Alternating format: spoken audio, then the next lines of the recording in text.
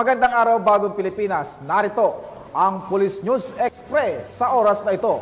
Nanawagan ang Police Regional Office 11 sa publiko na huwag bigyan ng anumang ibang kahulugan ang mga aksyon ng PNP sa pagpapatupad ng warrant of arrest laban kay Pastor Apollo Kibuloy at iba pang akusado sa Davao City. Ito ay sa kabila ng mga pagpapakalat ng mga maling impormasyon sa social media ukol sa operasyong ginagawa ng mga kapulisan sa naturang Baluarte.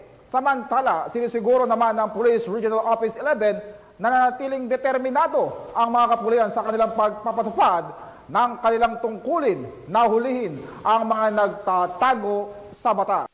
Huwag po natin lagyan ng kulay ang mga ginagawa ng kapulisan, lalo na sa pag-serve ng warrants of arrest.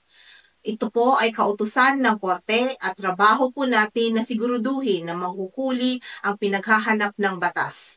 Ang atin ay masiguro na walang karapatang pantao ang ating naaapakan.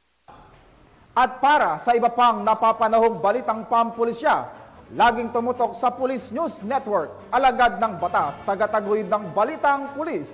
Ako po si Patrolman Adrian Dayao, nagbabalita para sa Police News Express.